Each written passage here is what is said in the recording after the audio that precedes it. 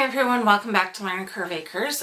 Today we're up in the office because I'm going to be making a few tags, markers for the plants. Now, quite often what I do is this. And this one I found, I know I've been really bad at doing my yard cleanup in the fall because I found this outside after the snow melted on the driveway. But point is, you can still read what it says and it's still holding up. So for this year, this one I'll just change the date and then we'll go from there. But this one is easily made, and this is what I like to do for all my small pots and all my small things before they go out into the garden, just to keep track, is I'll take a container, and they've made these tougher, it seems, because but I cut down the side and then across the bottom, and then using a Sharpie or other fine tipped permanent marker, I'll write what's on here. So this one will say is for my curly Scotch kale.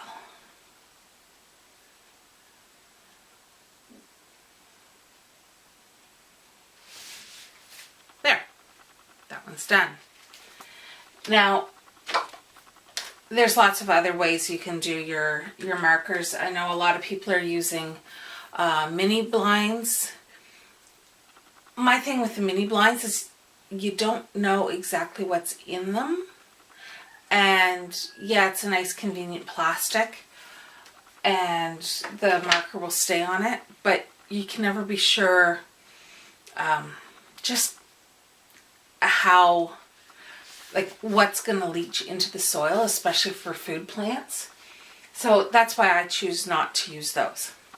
But otherwise, it is a great way of recycling.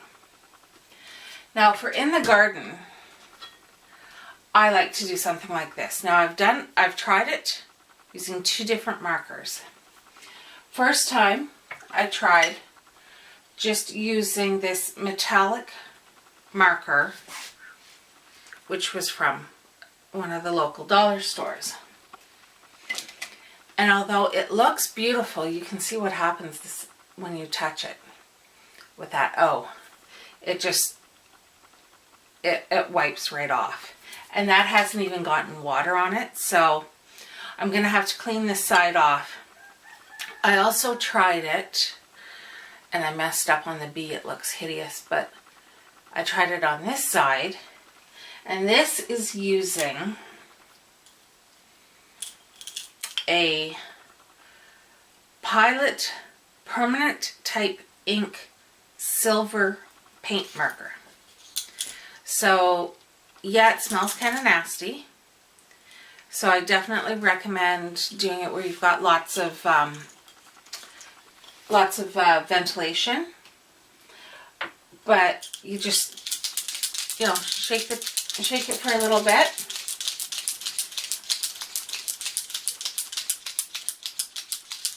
And then with your clean bottle,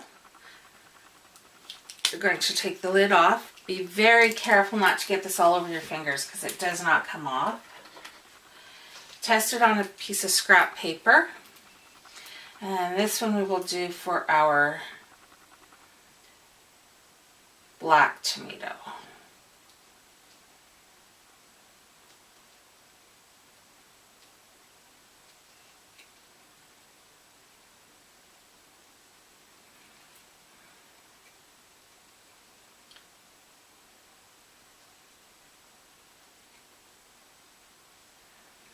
And then I'm going to put DB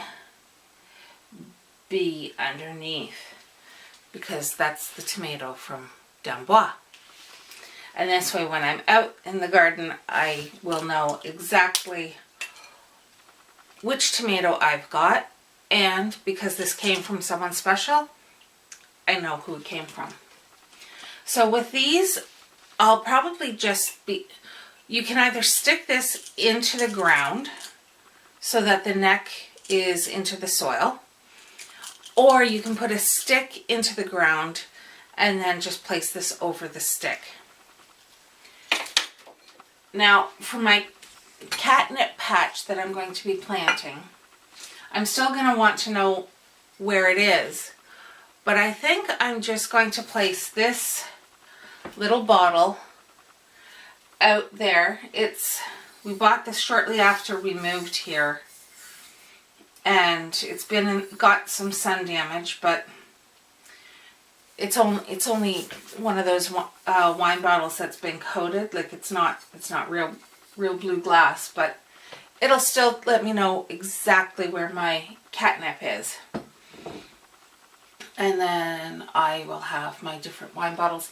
Now, the nice thing about using these is you can also refill these with water, put them in amongst those plants, and then you're also allowing for a slow irrigation drip into your plants, which I usually do in the summertime throughout the garden.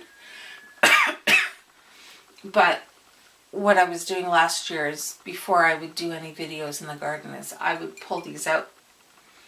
But, you know, it's a nice pretty blue glass. I do have a thing for blue glass, especially when the sun hits it. I think it's just absolutely gorgeous.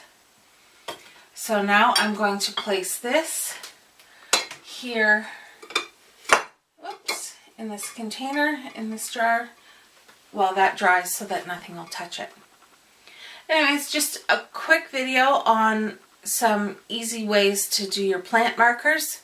This one being kind of fun and a little bit more, well, a little more unique. So I hope everyone's having a wonderful day, and take care. Bye.